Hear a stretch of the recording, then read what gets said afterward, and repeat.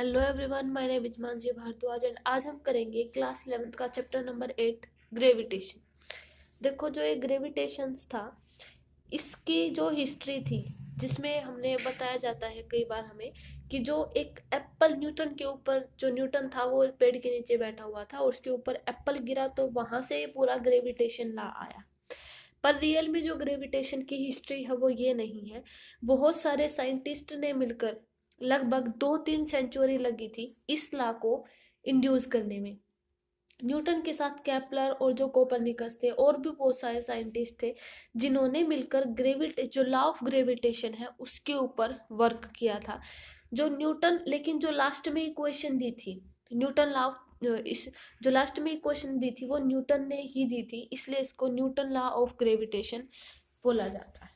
ठीक है, तो हम शुरू करेंगे न्यूटन लॉ ऑफ ग्रेविटेशन से। इसकी हिस्ट्री हम गूगल में जाके चेक कर सकते हैं। तो Newton law of gravitation, Newton ने क्या ला दिया था? ग्रेविटेशन। न्यूटन ने ला दिया था कि मान लिया दो मास हैं m1 एंड m2। अगर वो डिस्टेंस, एक डिस्टेंस r से वो कुछ डिस्टेंस पर है, डिस्टेंस और उनके बीच में r डिस्टेंस है वो, ठीक है।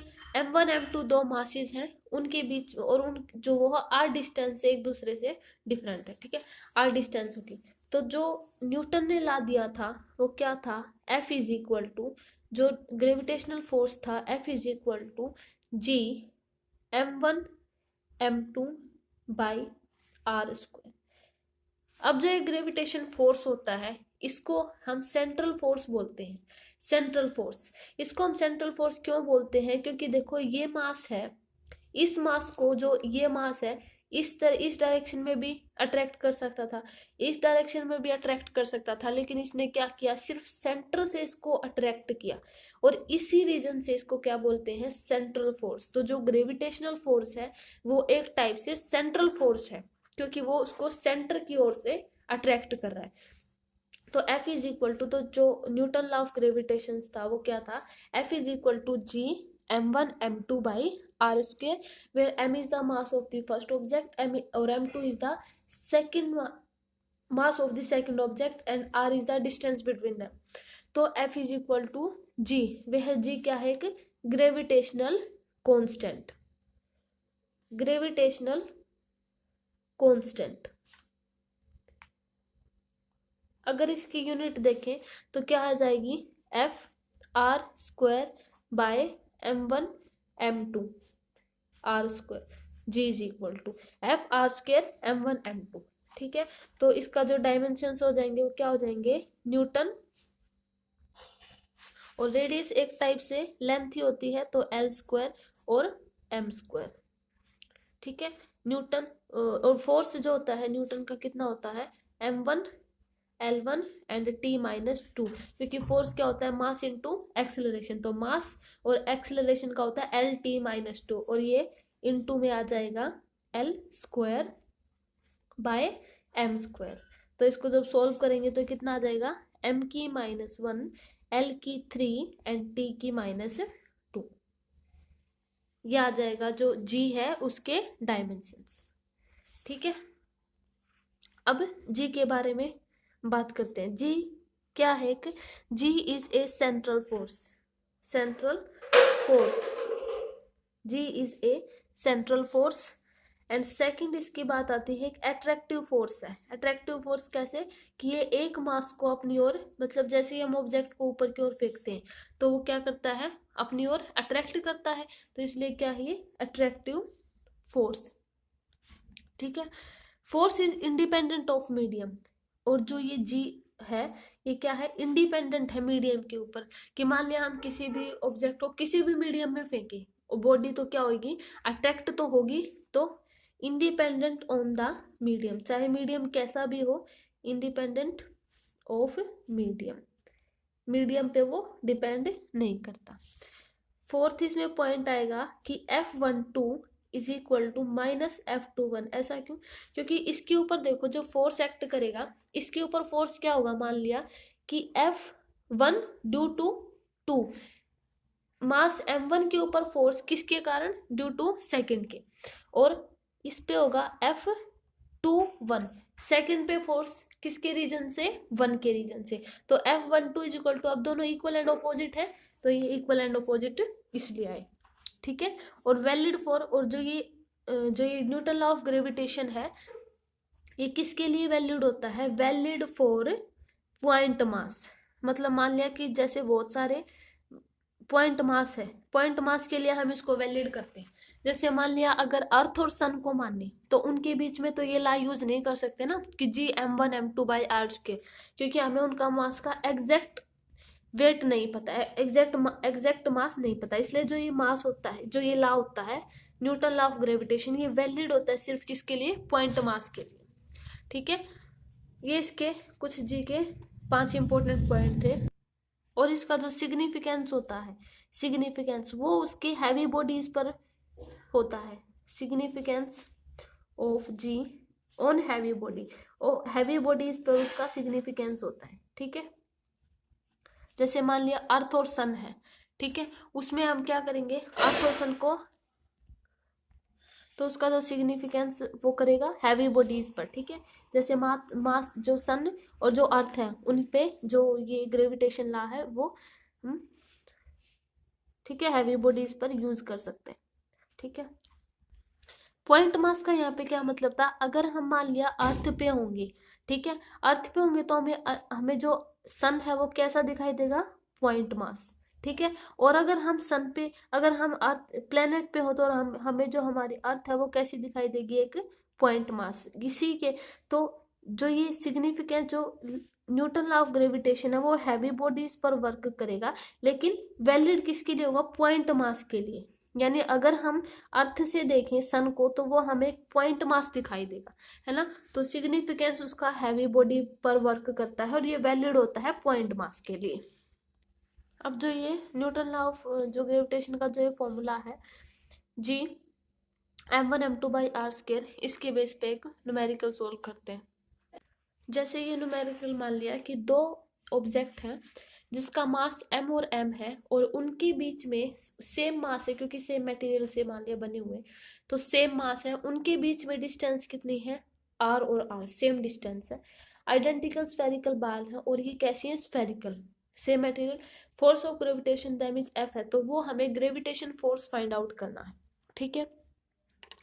तो according to law of gravitation F is equal to G m1 m2/r², ये हो जाएगा।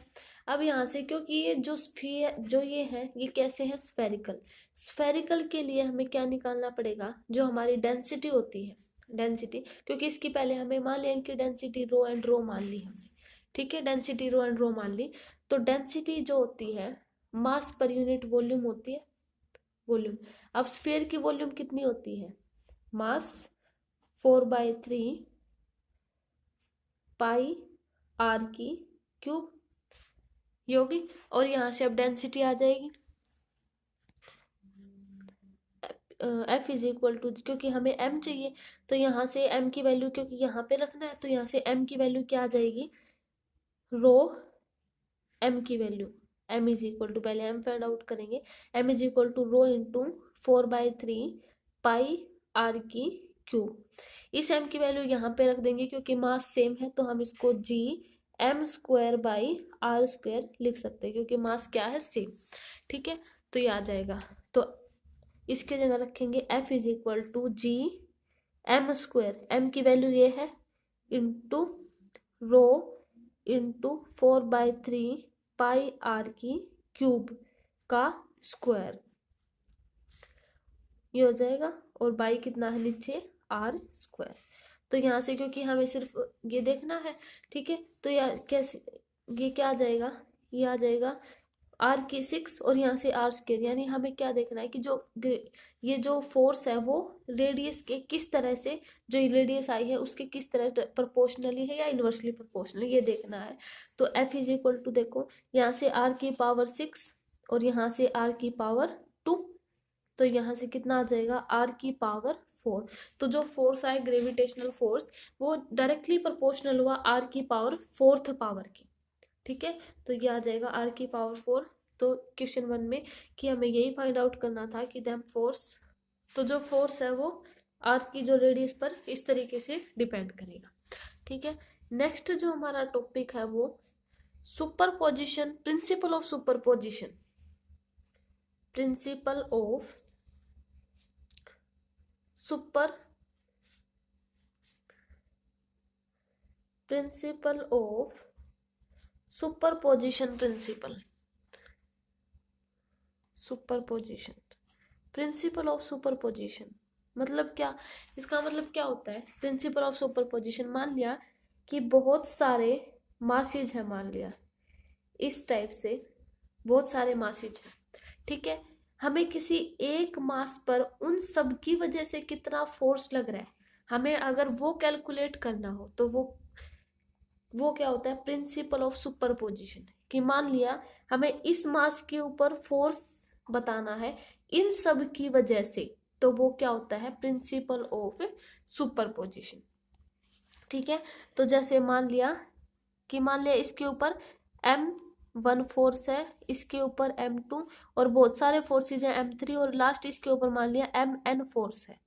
तो MN के ऊपर फोर्स बताना है, M1 M2 M3 और अनदर जो फोर्सेज हैं उनके कारण जो MN के ऊपर जो फोर्स लग रहा है वो फोर्स बताना है।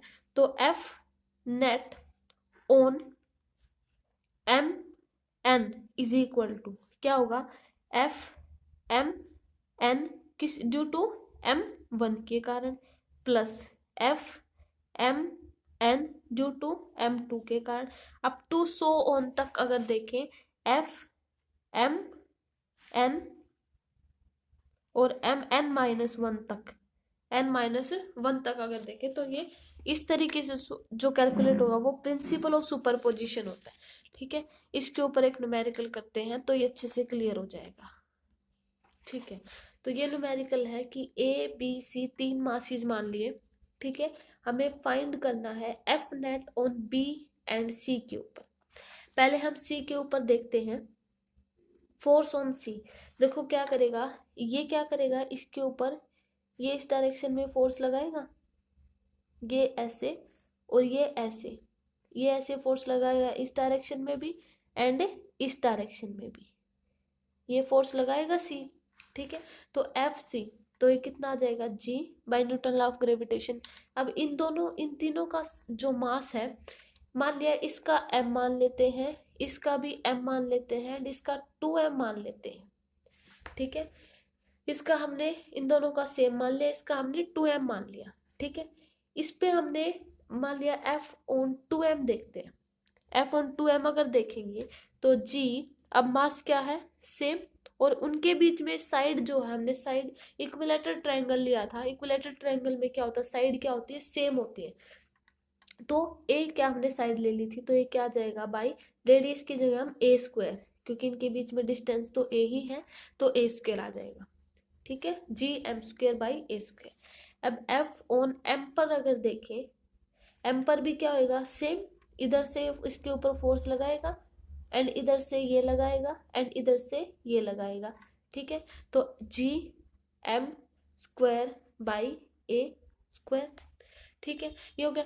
अब इन दोनों में देखो फोर्स ये लगा है, फोर्स इन दोनों में क्या हुआ सेम, क्योंकि इसके ऊपर देखो जब जैसे ये फोर्स लगा रहा है इस पर, उतना ही इस पर लग रहा है, उतना ही ये फोर्स इस पर लग रहा है और उतना ही इस पर लग रहा है। ठीक है, तो सेम फोर्स लग रहा है तो जो फोर्स है, तो हमें क्या निकालना है रिजल्टेंट F नेट, यानी रिजल्टेंट फोर्स निकालना है। तो रिजल्टेंट फोर्स निकालेंगे F net is equal to किसके इक्वल हो जाएगा, अंडर रूट जो रिजल्टेंट निकालते हैं, जो रिजल्टेंट का फॉर्मूला होता है F² A² plus B² plus 2AB कोस 60 डिग्री यानी cos theta.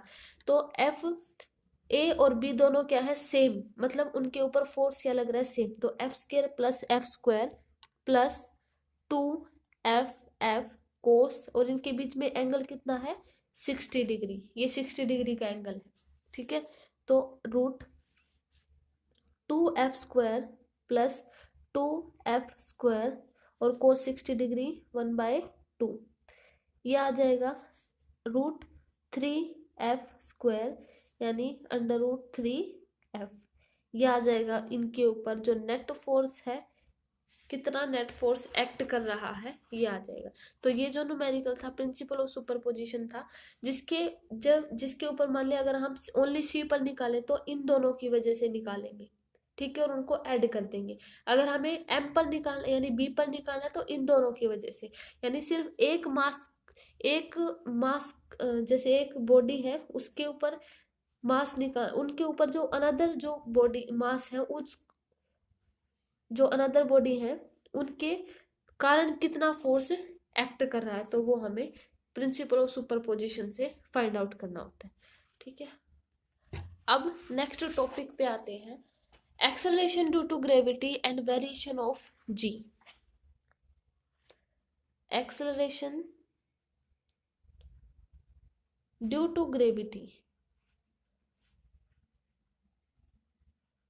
And variation of g, यानी जो ग्रेविटी है and variation of g. Variation of g का मतलब जैसे हम अर्थ के सरफेस से ऊपर जाते हैं, अर्थ की सरफेस से नीचे आते हैं, तो किस तरीके से जो जी की वैल्यू है वो वेरी करती है, या तो हम अर्थ के सरफेस से ऊपर जाए या डेप्थ की ओर आए, तो जो जी की वैल्यू है वो किस तरीके से इंक्रीज और डिक्रीज करती है, तो वो है वेरिएशन ऑफ जी, ठीक है। मान लिया ये कोई अर्थ है, ठीक है, अर्थ की मान लिया इतनी हाइट पर, जैसे मान लिया कि हम खड़े इतनी इसके सरफेस से ऊपर, ठीक है, और मान लिया इसका मास जो है m है, कैपिटल M मान लिया हमने, जो अर्थ है उसका मास हमने कैपिटल M मान लिया, ठीक है, तो ये हो गया, ठीक है। अब जो ये जैसे हम है तो जो हमें अर्थ है वो अट्रैक्ट करेगी उसके वेट mg से, जो मान लिया ये हाइट मान ली, ठीक है, ये जो अर्थ है हमें जो अट्रैक्ट करेगी वेट mg से, और जो न्यूटन लॉ ऑफ ग्रेविटेशन क्या कहता है कि g m1m2/r² होता है, ठीक है। तो जो वेट, जिस वेट से ये हमें अट्रैक्ट करेगी, वेट जो अर्थ का वेट यानी किस वेट से वो हमें अट्रैक्ट करेगी, जो अर्थ की ग्रेविटी है वो तो है mg, और जो न्यूटन ने ला दिया था ग्रेविटेशन का, वो क्या कहता है कि g m1m2/r², capital small r आ जाएगा, कैपिटल R²। अब मान लिया इसका, क्योंकि हम इसका जो मास था जैसे हम करें उसका कैपिटल M मान लेते हैं, तो g capital M small m capital M/r², ये आ जाएगा। अब इसने अर्थ ने हमें अट्रैक्ट किया वेट mg से, और जो न्यूटन लॉ ऑफ ग्रेविटेशन वो ये था g small m capital M/r², इन दोनों ये दोनों क्या होंगे इक्वल, तो g m/r² is equal to mg। तो यहाँ से जो g की वैल्यू आई वो क्या आई, g m/r²। अब देखो कि मान लिया कि अर्थ की सरफेस पे, मान लिया अब यहाँ से थोड़ा अर्थ की सरफेस पे आ गए हम, ठीक है। अब at the surface on earth, जो अर्थ की सरफेस पे हम जी को क्या लेते हैं 9.8 लेते हैं, ठीक है। और अर्थ की सरफेस पे जो स्मॉल r है, यानी जो ये डिस्टेंस ली थी इसकी रेडियस, जो स्मॉल r है वो किस में चेंज हो गई, small r is equal to capital R E, earth of the radius, जो स्मॉल r है क्योंकि हम सरफेस पे आ गए, ऑन सरफेस के अबव नहीं है, अब सरफेस पर ही आ गए, तो r इज इक्वल टू जो ये स्मॉल r है वो रेडियस ऑफ अर्थ ही आ गई, रेडियस ऑफ अर्थ के इक्वल हो जाएगी, क्योंकि हम यहाँ से मान लिया यहाँ पे आ गए, ठीक है। तो ये जो रेडियस है वो जो रेडियस ऑफ द अर्थ हो जाएगी, ये हो जाएगी, ठीक है। तो इस वैल्यू की जगह तो g is equal to gm, और जो मास है वो भी मास ऑफ द अर्थ आ जाएगा gme/r² क्योंकि जो स्मॉल r है वो कैपिटल R में चेंज हो गई, साइड में लिख देते हैं on earth surface, earth surface पे आने के बाद, ठीक है, सरफेस पे की अर्थ पे आया ये कि जो स्मॉल आर है वो कैपिटल आर ई में चेंज हो गई, तो g is equal to G M E by R E का स्क्वायर। तो ये इसकी थी इम्पोर्टेंट फॉर्मूला, इम्पोर्टेंट एक्सप्रेशन है ये इसका। ठीक है, G M E by R E का स्क्वायर। जो अर्थ होती है, अर्थ की जो शेप है वो पूरी तरीके से क्या नहीं, वो स्फेरिकल नहीं होती। ठीक है, जो अर्थ होती है वो इलिप्टिकल शेप में होती है। तो हम देखेंगे कि variation of g, variation of g, अब क्योंकि जी की शेप क्या होती है, इलिप्टिकल, तो जो ग्रेविटी है, कैपिटल जी लिखेंगे, सॉरी, तो जो जी है वो किस तरीके से हाइट में चेंज, किस तरीके से डेप्थ में, और किस तरीके से उसकी शेप के कारण उसमें क्या वेरिएशन आता है। ठीक है, केस फर्स्ट मानते हैं कि जी का वेरिएशन जब हम सरफेस के अबव जाते हैं। ठीक है, मान लिया ये कोई सरफेस है जिसका मास हमने कैपिटल एम माना। ठीक है, यहाँ पे इसके सरफेस पे मान लिया हम खड़े हैं। ठीक है, एट हाइट एच से। ठीक है, यहाँ से यहाँ तक इसकी रेडियस कितनी है, मान लिया आर, और जो अर्थ की रेडियस है वो मान लेते हैं आर ई।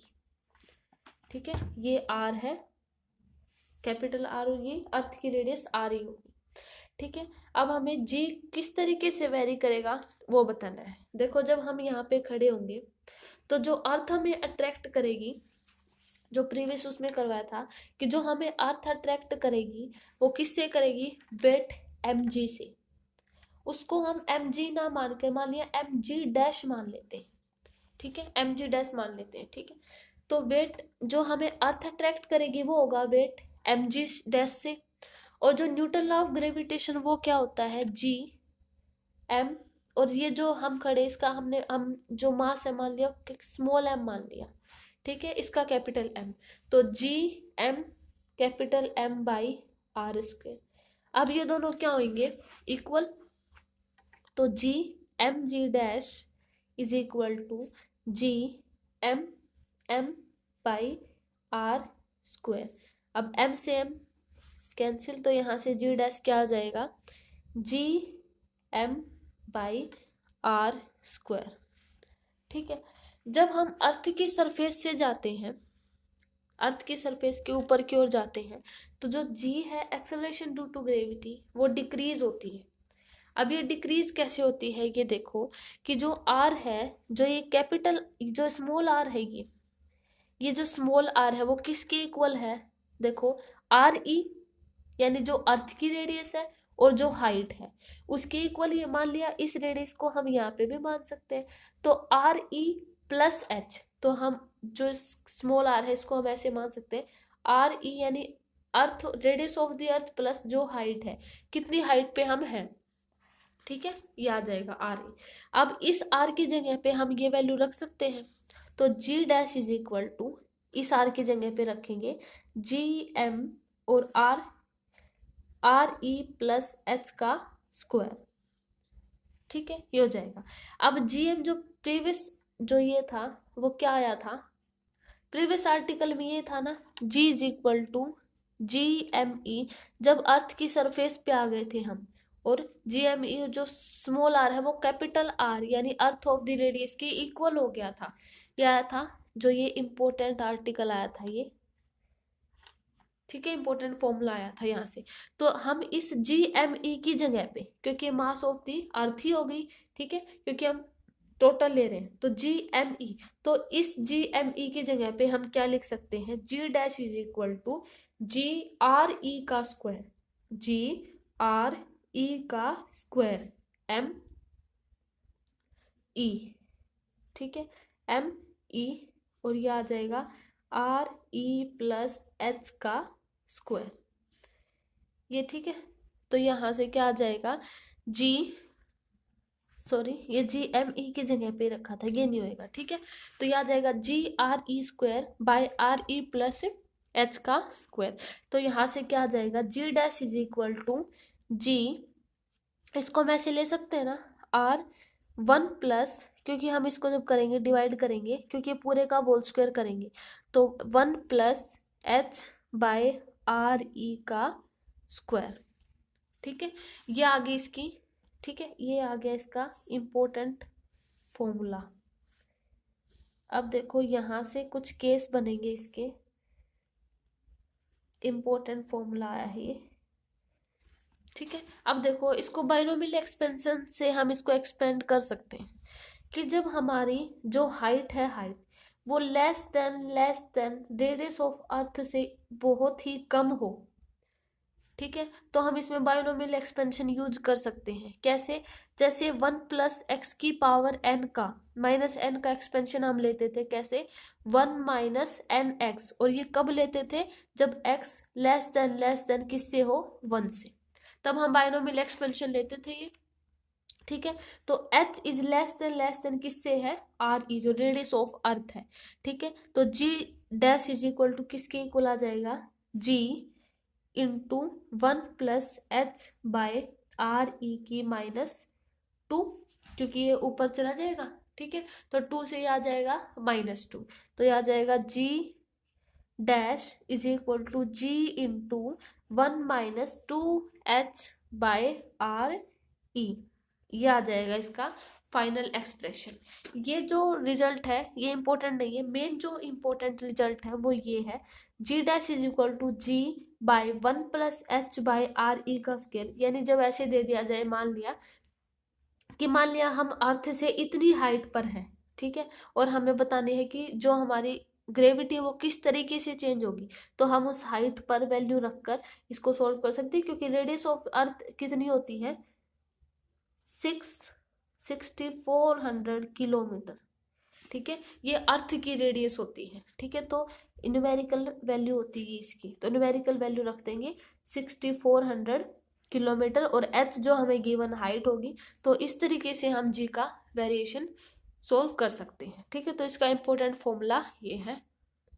तो यहाँ से क्या कंक्लूजन निकला इस फॉर्मूले से, कि जो मान लिया कि हाइट है, ठीक है, मान लिया कि हाइट हमने मान ली कि जो अर्थ ऑफ द रेडियस से छोटी, क्योंकि हाइट तो हम मान लिया इतने, मान लिया कि 10 किलोमीटर 5 किलोमीटर ऐसे मान लेते, कि जो जब हम इसको 6400 से डिवाइड करेंगे, तो देखो ये वाली टर्म कितनी छोटी हो जाएगी, ये पूरी टर्म क्या हो जाएगी? छोटी, क्योंकि इसका स्क्वायर है, स्क्वायर होने से ये और भी छोटी होगी। ठीक है, जब ये छोटी हो गई, मतलब जी डैश भी क्या हो गया? छोटा।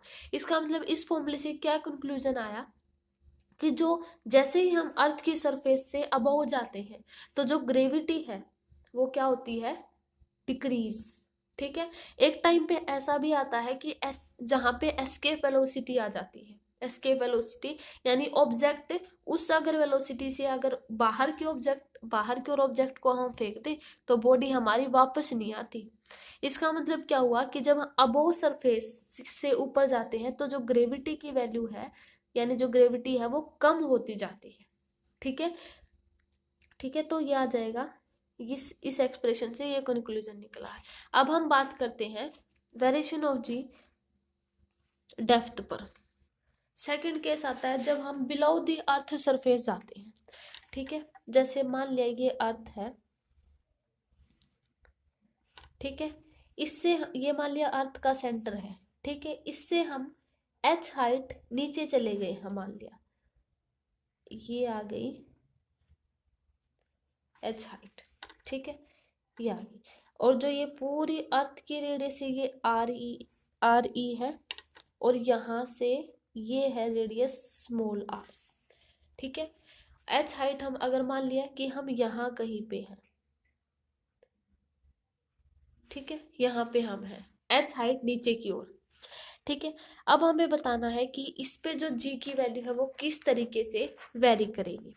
ठीक है, सेम वही कि जो वेट है, यानी जो नीचे की ओर जो ये अर्थ है, वो हमें अपने वेट mg डैश से अट्रैक्ट करेगी, और जो न्यूटन लॉ ऑफ ग्रेविटेशन है वो क्या है? g small m। हमने मान लिया कि जो हमारा मास है स्मॉल m, और जो कैपिटल M है वो अर्थ का मास मान लिया। ठीक है, तो g m by r square.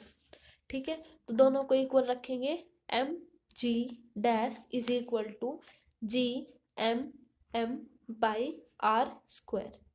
यहाँ से m कैंसिल हो जाएगा, तो g dash is equal to किसके इक्वल है, G M by R square.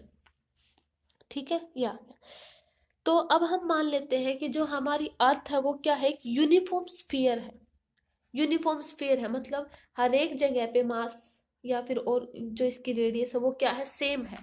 ठीक है, यूनिफॉर्म स्फीयर है तो हम क्या मानेंगे कि जो मास है, मास मान लिया एम डैश मान लेते हैं क्योंकि यहाँ पे एम आ चुका है, तो M dash is equal to, क्योंकि डेंसिटी क्या होती है, mass into mass per unit volume होती है डेंसिटी। चलो पहले डेंसिटी देखते हैं। डेंसिटी क्या होती है, मास, इसको हम एम डैश मान लेते हैं पर यूनिट वॉल्यूम, क्योंकि हमने अर्थ को क्या मानना है, एक uniform sphere, as uniform sphere,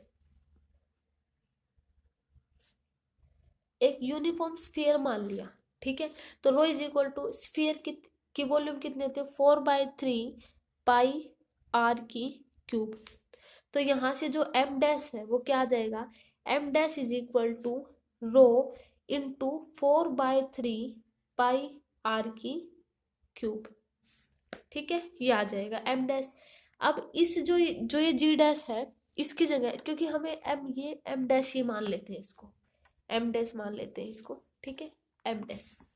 तो ये जो फॉर्मूला है इसमें हम एम डैश की वैल्यू रख दें, g dash is equal to G M dash की जगह ये रख दे रो इंटू 4/3 पाई आर की क्यूब बाई नीचे कितना है आर स्क्वायर। ठीक है, ये आ जाएगा। अंदर की ओर है ये अर्थ की अंदर की ओर वर्क चल रहा है, ये g dash is equal to जी रो 4/3।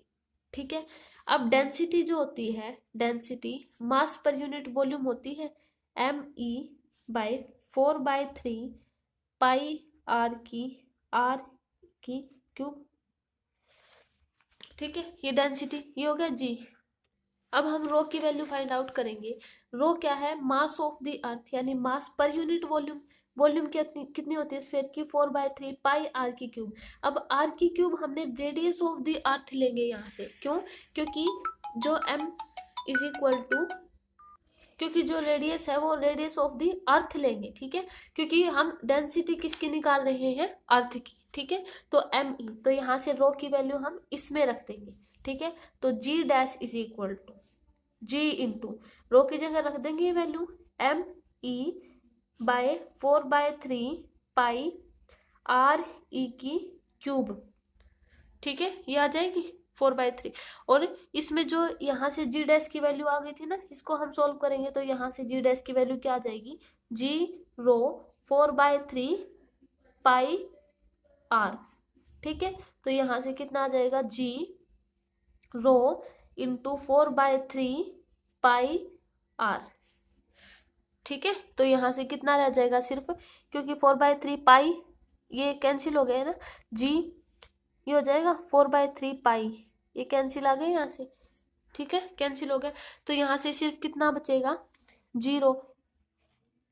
तो जब हम यहाँ पे रो की वैल्यू रखेंगे ना, ये रो की वैल्यू, तो यहाँ से ये वैल्यू आएगी 4/3 पाई आर, यहाँ से आएगी। जब यहाँ पे रो की वैल्यू रखेंगे, ये रो है M E divided by 4/3 pi R E की क्यूब। ठीक है, तो ये कैंसिल हो जाएगा। ठीक है, तो ये आ जाएगा 4/3 पाई आर। ठीक है, तो ये आ जाएगा g dash is equal to G M E 4/3 pi R E की क्यूब, ये आ जाएगा। ये रो की वैल्यू आ गई, इनटू में क्या आ जाएगा, 4/3 पाई आर। देखो यहाँ से जी डैश थी, ठीक है, ये आ जाएगा 4/3 पाई आर। ठीक है, उसके बाद देखो अच्छे से क्लियर करते हैं, g dash is equal to ये आ गया। ठीक है, अब ये कैसे आया, आर से सिर्फ आर बचा, तो 4/3 पाई आर बचा। ठीक है, फिर हमें क्या किया, रो की वैल्यू फाइंड आउट की हमने कि M E by 4 pi R E की क्यूब। ठीक है, फिर हम G dash is equal to जो ये वैल्यू आई है इसमें रो की वैल्यू रख देंगे, जो क्या थी, M E by 4/3 pi R E की क्यूब। तो हमने ऐसा किया, इसमें रख दी वैल्यू जी, रो क्या है, M E 4/3 pi R E की क्यूब इंटू 4/3 पाई आर, तो ये इससे कैंसिल हो जाएगा। ठीक है, तो सिर्फ वैल्यू क्या आ जाएगी, GMER/RE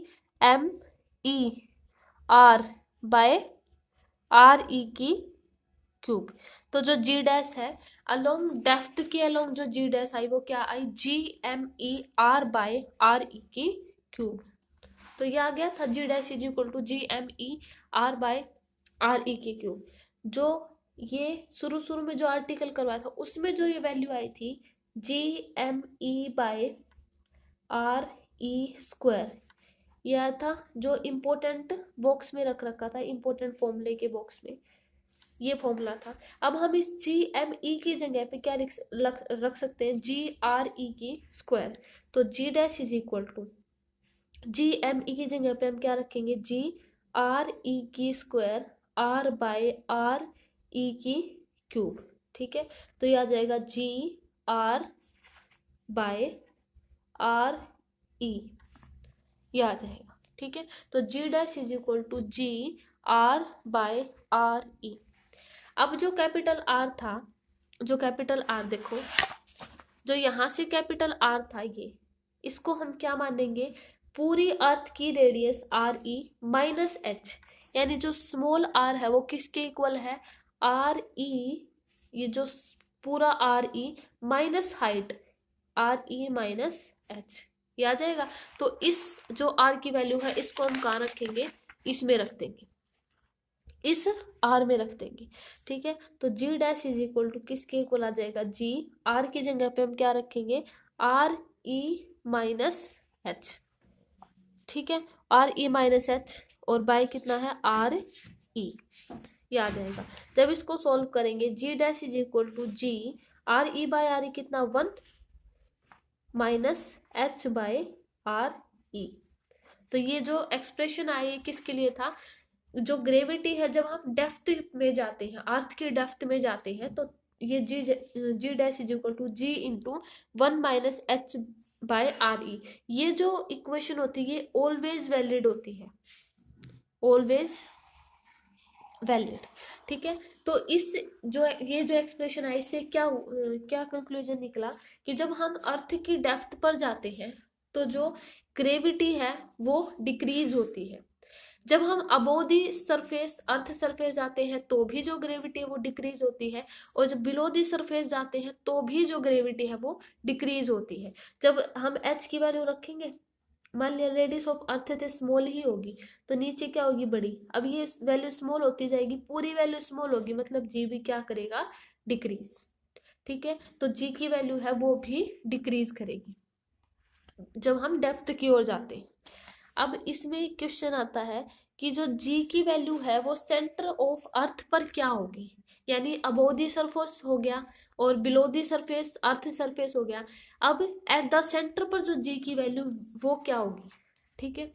सेंटर पे देखते हैं कि जो हाइट है, क्योंकि हाइट किसी भी क्वेश्चन क्या है, what is the value of G on the center of earth, यानी अर्थ के सेंटर पर जी की वैल्यू क्या होगी, तो H इज इक्वल टू देखो, ना तो हम सरफेस से ऊपर हैं ना हम सरफेस से नीचे हैं, ठीक है, यानी जो हाइट है वो क्या हो जाएगी, रेडियस ऑफ अर्थ की इक्वल हो जाएगी, ठीक है। अब इस एक्सप्रेशन से देखते हैं, जब हाइट हमारी रेडियस ऑफ अर्थ से होगी तो RE देखो यहाँ से क्या आ गया, g dash is equal to G 1 -H is equal to किसके इक्वल आ गई, RE, ये क्यों आ, क्योंकि हम सरफेस मान लिया सेंटर में है, हम अर्थ के सेंटर में है, ना above the surface of the earth ना below the surface of the earth, तो G is equal to 1 -H की जगह RE कितना हो गया 1, तो ये पूरी क्या आ गई टर्म 0, यानी यहाँ से क्या कंक्लूजन निकला कि at the centre of earth पे जो ग्रेविटी होती है वो 0 होती है, at the center the value of G is 0, क्या होती है, G 0 होती है, ठीक है, तो सरफेस जो सेंटर ऑफ द अर्थ पर ग्रेविटी की जो वैल्यू होती है वो 0 होती है। नेक्स्ट पॉइंट आता है इफेक्ट ऑफ शेप, पहले हमने क्या किया, above the surface of earth, below the surface of earth. अब करते हैं effect of the shape of earth, effect of shape of earth. ठीक है, अब देखो हमारी जो अर्थ है वो कैसी है, इलिप्टिकल शेप में है, जैसे मान लिया इस शेप में है। ठीक है, ये आ गया। जो हमारी अर्थ होती है, देखो ऊपर तो नॉर्थ और साउथ पोल होते हैं। ठीक है, ऊपर तो क्या होते हैं, पोल, हम ऐसे भी पोल पोल भी बोल सकते हैं, नॉर्थ और साउथ ना मान के मान लिया। ऊपर क्या होते हैं, पोल, और बीच में क्या होती है, इक्वेटर, बीच में होता है इक्वेटर। ठीक है, तो जो रेडियस मान लिया इलिप्टिकल शेप है, ये हो गया नॉर्थ पोल, ये हो गया साउथ पोल। ठीक है, और ये बीच में क्या आ गया, इक्वेटर। ठीक है, तो जो देखो रेडियस ऑफ इक्वेटर है ये वाली, ये क्या है, radius of equator is greater than radius of pole से, रेडियस ऑफ पोल से ज्यादा है। अब देखो जो लॉ ऑफ ग्रेविटेशन है वो क्या कर रहा था, जो ग्रेविटी है वो इनवर्सली प्रोपोर्शनल हो रही थी आर स्क्वायर के, इनवर्सली प्रोपोर्शनल थी आर स्क्वायर के। जिसकी रेडियस ज्यादा होगी, यानी इक्वेटर की रेडियस ज्यादा है, इसका मतलब उतनी ही कम क्या होगी, ग्रेविटी, क्योंकि उसकी किसके, ये कैसे रिलेशन में है, इनवर्सली रिलेशन है। तो जितनी ज्यादा रेडियस होगी उतना ही जो ग्रेविटी है उतनी ही कम होगी। इसका मतलब क्या हुआ कि जो अर्थ की जो रेडियस, यानी जो इक्वेटर पर जो क्या है ग्रेविटी है वो क्या होगी, कम, लीस्ट होगी, एंड पोल पर जो ग्रेविटी है वो क्या होगी, ज्यादा, क्योंकि इनकी रेडियस क्या है, स्मॉल, रेडियस स्मॉल है तो ग्रेविटी क्या होगी, ज्यादा। तो पोल पर ग्रेविटी जो है वो ज्यादा है as compare to radius of the, जो ये पोल है, जो इक्वेटर है उससे। ठीक है, तो जो ग्रेविटी है वो इक्वेटर पर है वो कम होगी, और जो पोल पर है वो ज्यादा होगी। ठीक है, तो जो एक्सेलरेशन ड्यू टू ग्रेविटी है, क्योंकि जब हम पोल की, जब हम इक्वेटर से पोल की ओर जाते हैं, जैसे ये इक्वेटर हो गया, इक्वेटर से पोल की ओर जाएंगे तो जो ग्रेविटी है वो क्या करेगी, इंक्रीज करेगी। ठीक है, तो जो इक्वेटर यानी जो शेप है, जो अर्थ की शेप है, उसका ग्रेविटी के ऊपर यही इफेक्ट पड़ता है, क्योंकि इक्वेटर जो होती है, इक्वेटर की रेडियस जो होती है पोल की रेडियस से ज्यादा होती है, और जो ये रिलेशन आया था जी, वो इनवर्सली रिलेशन है रेडियस की। इक्वेटर की रेडियस ज्यादा होने के कारण उसकी ग्रेविटी क्या होगी, कम। और जब हम पोल से, जब हम इक्वेटर से पोल की ओर जाते हैं तो रेडियस, जो ग्रेविटी है वो क्या करती है, इंक्रीज करती है। और जो ग्रेविटी है वो इंडिपेंडेंट होती है किस पर, मास, जो ग्रेविटी है depends, gravity independent on, independent on मास, एक तो मास पर डिपेंड नहीं करती, दूसरी शेप, साइज, इन सब पे जो ग्रेविटी है वो इंडिपेंडेंट होती है। ये कैसे पता चला, जैसे मान लिया हम कॉटन और मान लिया एक स्टोन को मान लिया एक साथ फेंकते हैं। ठीक है, तो उनका जो टाइम पीरियड होगा नीचे गिरने का वो क्या होगा, सेम। तो यहां से ये हुआ कि जो ग्रेविटी है वो डिपेंड नहीं करती मास पर, कि बॉडी का मास कितना है, यानी उनका जो एक्सेलरेशन है वो सेम टाइम पर आएगा, वो दोनों सेम टाइम पर नीचे आएंगे। ठीक है, तो सेम एक्सेलरेशन के साथ दोनों बॉडी गिरेंगी, तो जो ग्रेविटी है वो इंडिपेंडेंट होती है मास के ऊपर, शेप के ऊपर, साइज के ऊपर, ना वो शेप पर डिपेंड करती है ना वो साइज पर डिपेंड करती है। ठीक है, तो जो ग्रेविटी होती है वो इंडिपेंडेंट होती है मास पर, शेप पर एंड साइज पर। ठीक है, और सेम एक्सेलरेशन के साथ बॉडी नीचे आएगी। ठीक है, तो ये जो effect of shape of earth थी। ठीक है, नेक्स्ट लेक्चर में इससे नेक्स्ट करेंगे। आज के लेक्चर में इतना ही। Okay, thank you.